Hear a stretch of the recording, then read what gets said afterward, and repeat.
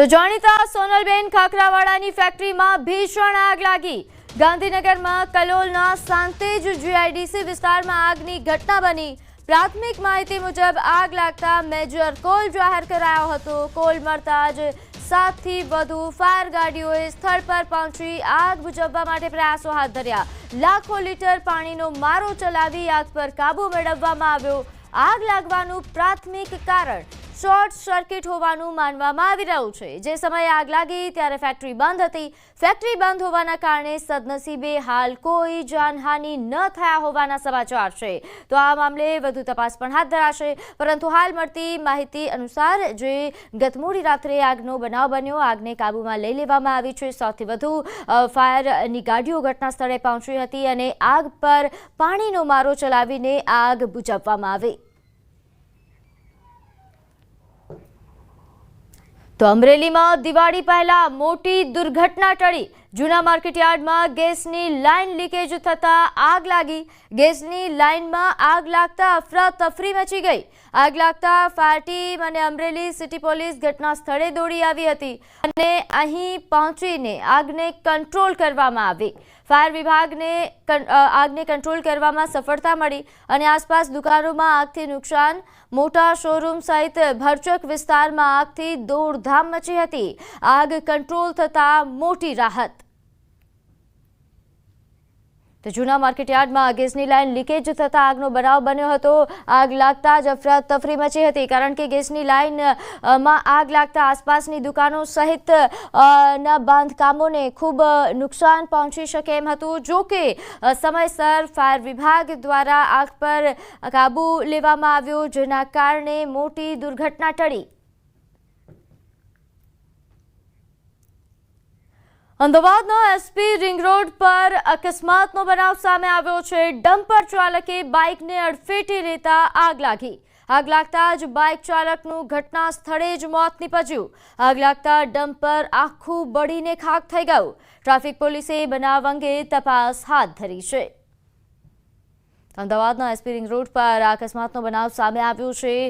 જ્યાં મળતી માહિતી અનુસાર બાઇક સાથે ડમ્પર ચાલકની અથડામણ થતાં જ આગ લાગી હતી અને આગ લાગતા જ બાઇક ચાલકનું ઘટના સ્થળે મોત નીપજ્યું। આગ લાગતા ડમ્પર આખું બળીને ખાખ થઈ ગયું છે। ટ્રાફિક પોલીસે બનાવ અંગે વધુ તપાસ હાથ ધરી છે।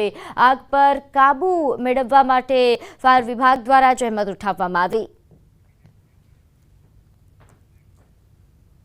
અમદાવાદના એસજી હાઈવે સીવી સ્ટ્રેટાના પીજીમાં રહેતા 3 યુવકો દાઝ્યા। વિદ્યાર્થીઓને સારવાર માટે હોસ્પિટલ ખસેડવામાં આવ્યા છે। પીજીમાં લિથેનિયમ બેટરી પર સર્ચ કરતા વિદ્યાર્થીઓ દાઝ્યા હતા। ગત મોડી રાત્રે આ ઘટના બન્યા હોવાનું સામે આવ્યું છે। પીજીમાં રહેતા 3 યુવકો દાઝ્યા હતા। મળતી માહિતી અનુસાર અહીં સીવી સ્ટ્રેટાના પીજીમાં આ વિદ્યાર્થીઓ રહેતા હતા, જ્યાં તેઓ મોડી રાત્રે લિથેનિયમ બેટરી પર સર્ચ કરી રહ્યા હતા અને સર્ચ દરમિયાન આ પ્રકારની ઘટના બની। આગ લાગી અને તેઓ દાઝ્યા હતા। ગત મોડી રાત્રે આ ઘટના બની હતી, જે બાદ તાત્કાલિક વિદ્યાર્થીઓને હોસ્પિટલ ખસેડવામાં આવ્યા। લિથેનિયમ બેટરી પર સર્ચ કરતા સમયે આગ લાગતા દાઝ્યા હોવાની પ્રાથમિક વિગત પ્રાપ્ત થઈ રહી છે। તો અમદાવાદના પીજીની આ ઘટના। તો આ તરફ વડોદરામાં સેવાસી વિસ્તારમાં એક કાર ચાલક બેફામ બન્યો હતો અને તેની કોમ્પ્લેક્સમાં પાર્ક કરેલા વાહનોને અડફેટે લીધા હતા।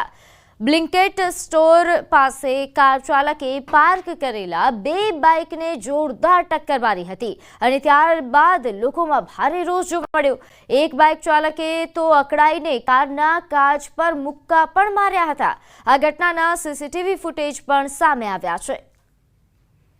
તો જે રીતે દ્રશ્યોમાં જોઈ શકાય છે, અહીં જે આ બેકાબુ બનેલી કાર છે, જે અહીં બાઇક ચાલકને પણ નુકસાન પહોંચાડે છે। આ ઉપરાંત રસ્તા પર પાર્ક કરવામાં આવેલ બાઇકને અડફેટે લે છે।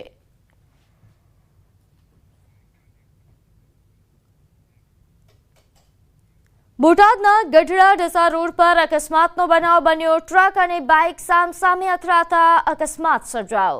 દુર્ઘટનામાં યુવાન શિક્ષકનું મોત નીપજ્યું। શિક્ષક ગારિયાધાર તાલુકાના માંડવી ગામની પ્રાથમિક શાળામાં ફરજ બજાવે છે। શાળા પરથી પરત ફરતા સમયે દુર્ઘટના સર્જાઈ હતી। મૃતક બાઇક ચાલક મૂળ બોટાદનો રહેવાસી હોવાનું સામે આવ્યું છે। અકસ્માતને લઈને પોલીસે વધુ તપાસ હાથ ધરી।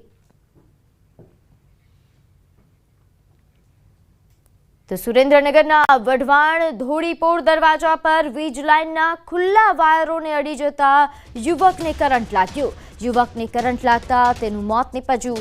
મૃતક યુવક ધોળીપોર દરવાજા પર બેનર લગાવવા માટે ચડ્યા હતા અને ત્યારે ખુલ્લા વાયરને અડી જતા ઘટના સ્થળે જ યુવકનું મોત થયું। વીજ લાઇનના વાયર ખુલ્લા હોવાથી પીજીવીસીએલની ગંભીર બેદરકારી સામે આવી। મૃતદેહને પોસ્ટમોર્ટમ અર્થે ખસેડવામાં આવ્યો તો પોલીસે વધુ તપાસ હાથ ધરી। આખા સુરેન્દ્રનગર વિસ્તારમાં જીઈબીને એટલી બધી બેદરકારી છે। જાહેર જગ્યા પર જોવામાં આવે તો પણ અહીંયા રોડ ખુલ્લામાં પણ એના વાયરો ખુલ્લા હોય છે। આજે જો જોવામાં આવે તો ધાબા પર લટકતા વાયરો ખુલ્લા હોય છે અને એ જીઈબીની આ તમામ જીઈબીની બેદરકારીના લીધે આજે રમેશભાઈ પરસોત્તમભાઈ ચાવડાનું આજે મૃત્યુ નીપજ્યું છે। આજે સામાન્ય વ્યક્તિ જે મજૂરી કરતો વ્યક્તિ જે એની જે પોતાની આખા ઘરનો જે મોભી હતો એનું મૃત્યુ થયું છે। ત્યારે આ જીઈબીની આખી ઘોર બેદરકારી જે આપણે ઉખડવી છે। રાજકોટના જેતપુર દેરડી ધાબી પરથી ઘઉં ભરેલો ટ્રક પલટી મારતા અફરાતફરી મચી। માણાવદરથી ગોંડલ યાર્ડ તરફ જઈ રહેલ ટ્રક અચાનક ધાબી પાસે પલટી મારી ગયો હતો। અકસ્માત થતા ઘઉંના બાજકા એ રોડ પર વેર વિખેર થઈ ગયા। સદનસીબે ડ્રાઈવરનો આબાદ બચાવ થયો હતો। ઘટનાની જાણ થતાં જ જેતપુર પોલીસે સ્થળ પર પહોંચી તપાસ હાથ ધરી હતી।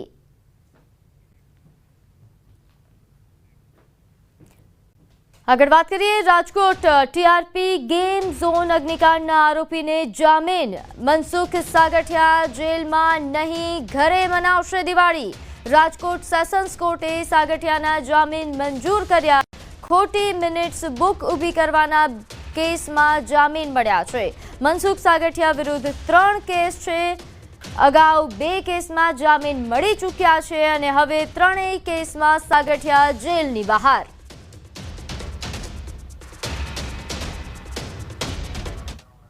આગળ વાત કરીએ વડોદરાના ડભોઈમાં કપ સિરપ કાંડ મામલે તપાસનો ધમધમાટ। અહીં કપ સિરપ આપનાર તબીબના ક્લિનિક અને ઘરમાં તપાસ આરોગ્ય વિભાગ તેમજ ફૂડ એન્ડ ડ્રગ વિભાગ દ્વારા ચેકિંગ હાથ ધરાયું।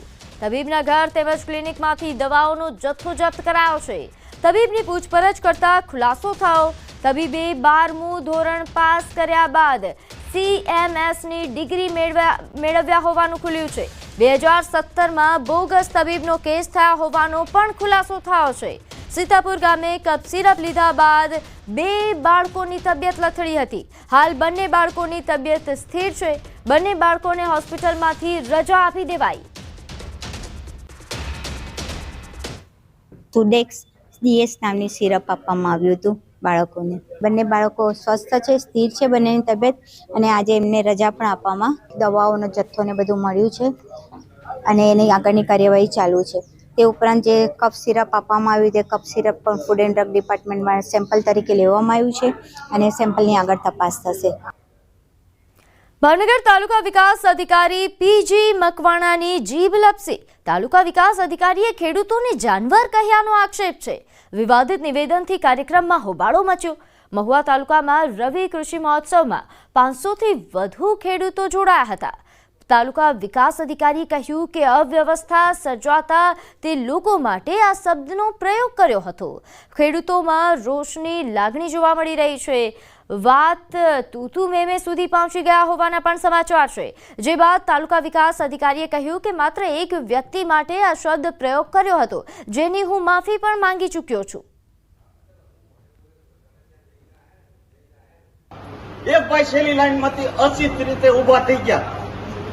મેં કીધું એ ભાઈ 3 વાર કીધું, છતાંય ન આવે। એને શિસ્ત જાળવીને પાછા પોતાની જગ્યાએ ન બેઠા। ત્યારે મેં અખા ભગતની લાઈન કીધી।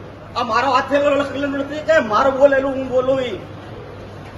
સમજાવે સમજેની જનાવરની જાત કહે અખો ભગત આ છે નહીં અમારી નાચ। 3 જણા એક જ જણાને 3 વાર કહેવા છતાં ન બેઠા, એને મેં એકલાને કીધું છે. તમને કોઈને બધાને ધ્યાનમાં રાખીને હું આવું નથી બોલ્યો. તો ગાંધીધામની સિંધુ રીસેટલમેન્ટ કોર્પોરેશનની ચૂંટણી 17 થી 19 ઓક્ટોબર દરમિયાન યોજાશે. 8 ડાયરેક્ટર પદ માટે 20 મુરતિયાઓ મેદાનમાં છે. પ્રોગ્રેસિવ પેનલમાં નિલેશ પંડ્યા, કલ્પેશ આહુજા, અનિલ ચંદનાની તેમજ ધ્રુવ દરિયાણી, મહેશ લખવાણી, ભરત રાજવાણી, હરિચંદ થારવાની, લલિત વિધાણી ચૂંટણી લડી રહ્યા છે. અને આ ચૂંટણીમાં એ લોકો મતદાન કરશે જે એસઆરસીના શેર હોલ્ડર હશે. મહત્વનું છે કે આ ચૂંટણીમાં એસઆરસીના શેર હોલ્ડર ઈમેલથી મતદાન કરી શકશે. સમગ્ર દેશમાંથી મતદાન કરવામાં આવશે, જેને લઈને તૈયારીઓ પણ શરૂ કરી દેવામાં આવી છે. આ ચૂંટણીમાં કુલ 8000 કરતાં વધુ મતદારો મતદાન કરશે. આ લોકોએ સામાન પ્રોપર્ટી અમારી ઘણી બધી વેચી નાખી છે. અમે હવે કાંઈ વેચશું નહીં. અમે જેટલી પણ પ્લોટ્સ છે અમારી પાસે એ બધાને ડેવલપ કરશું અને ડેવલપ કરીને સરકાર અથવા કોઈ કંપનીઝને ભાડે આપશું. મોલ, મલ્ટીપ્લેક્સ બધા અમે બનાવશું અને બધા એને શહેરમાં કામ આવે એવી રીતે કરશું, પણ વેચશું નહીં. અમે પોતાને બનાવીને પ્રાઇવેટ પાર્ટીથી મિક્સ કરીને જોઈન્ટ વેન્ચર કરશું બધી ચીજોમાં. હાલ એમની પેનલમાં તેમણે પોતાના પરિવારના જ ઉમેદવારો ઊભા રાખેલો હોય અને શેર હોલ્ડરો પણ ખૂબ નારાજ છે એ લોકોથી, કારણ કે હવે જગજાહેર થઈ ગયું છે કે એમણે જે સક્સેશન સર્ટિફિકેટના અંદર કૌભાંડ કરીને જે પ્લોટો એ લોકોએ પચાવેલા છે, બજારમાં વેચી મારેલા છે, તેના ઉપર ઓલરેડી કેન્દ્ર સરકારની એક કમિટી રચાઈ ચૂકી છે અને ગમે ત્યારે તેમના ઉપર બહુ મોટો એક્શન આવે એમ છે. તો મારી સ્પષ્ટ અપીલ છે શેર હોલ્ડરોને કે સારા કેન્ડિડેટને, સ્વચ્છ છબીવાળા કેન્ડિડેટોને તમે તમારો મત આપજો. તો આગળ વાત કરીએ મંત્રીમંડળ વિશે. દિવાળી પહેલા વિસ્તરણની પ્રબળ શક્યતાઓ. સૌરાષ્ટ્રમાંથી કેટલાક એમએલએ બની શકે છે મંત્રી. મધ્ય અને ઉત્તર ગુજરાતમાંથી પણ સ્થાન મળી શકે છે. દક્ષિણ ગુજરાતમાંથી પણ નવા નામ આવી શકે છે. કેટલાક મંત્રીઓને પડતા મુકાય તેવી પણ શક્યતાઓ. ઝોન અને જ્ઞાતિ ગણિતને પ્રાધાન્ય અપાઈ શકે છે. જિલ્લા સ્તરે પણ પ્રતિનિધિત્વ મળે તેવું આયોજન થશે. તો યુવા અને અનુભવીઓને પણ સ્થાન મળી શકે છે. બચુ ખાબડને પડતા મુકાય તેવી શક્યતાઓ વહેતી થઈ છે.